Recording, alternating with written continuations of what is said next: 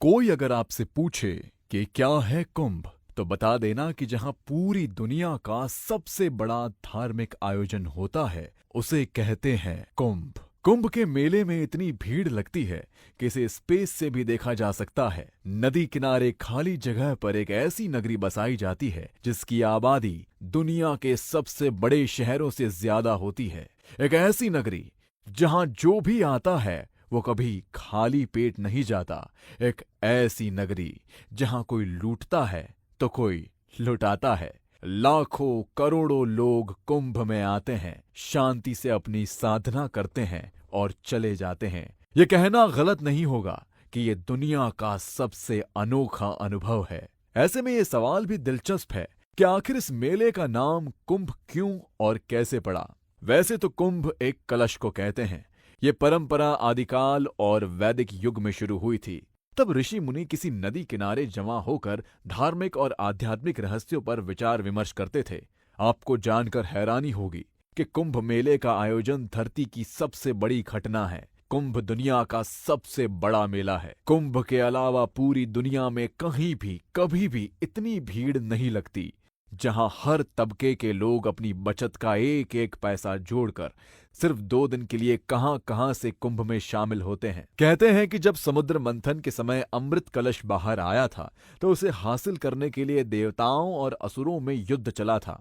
उसी दौरान अमृत कलश से अमृत की कुछ बूंदें धरती पर 4 जगहों पर गिरी थी और अब उन्हीं 4 जगहों पर हर 3 साल बाद कुंभ का मेला लगता है। इन 4 शहरों की 4 नदियों, हरिद्वार में गंगा नदी, उज्जैन में शिप्रा नदी पर, नासिक में गोदावरी नदी पर और प्रयागराज में गंगा, जमुना और सरस्वती नदी का संगम, इन 4 जगहों के बीच में कुंभ घूमता रहता है, जिसमें प्रयागराज का महाकुंभ मेला सबसे प्रसिद्ध है। कुंभ मेला 12 सालों में 4 बार लगता है, पर यह चक्र 12 साल का क्यों है, इसकी भी एक कहानी है। कहते हैं कि अमृत के लिए देवताओं और असुरों में 12 दिनों का युद्ध चला था और देवताओं का एक दिन मनुष्य के 1 साल के बराबर होता है।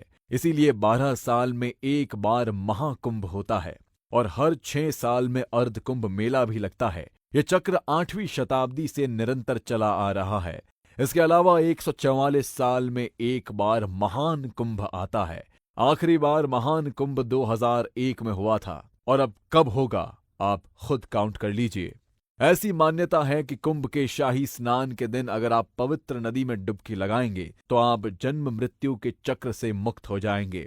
यही वजह है कि दुनिया के 41 देशों की जनसंख्या के बराबर लोग कुंभ में शामिल होते हैं। दुनिया के 8 देशों में जितने लोग रहते हैं, उतनी ही पुलिस फोर्स कुंभ में आने वालों की सुरक्षा में तैनात रहती है।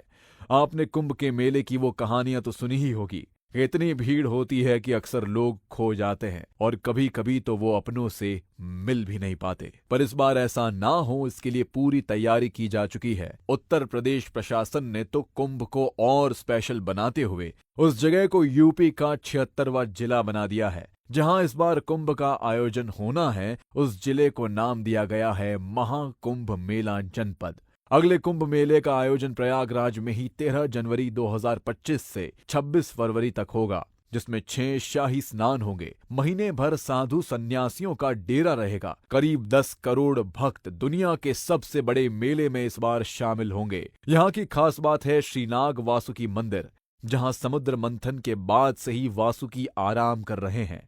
श्री वासुकी का इस्तेमाल समुद्र मंथन में रस्सी की तरह किया गया था।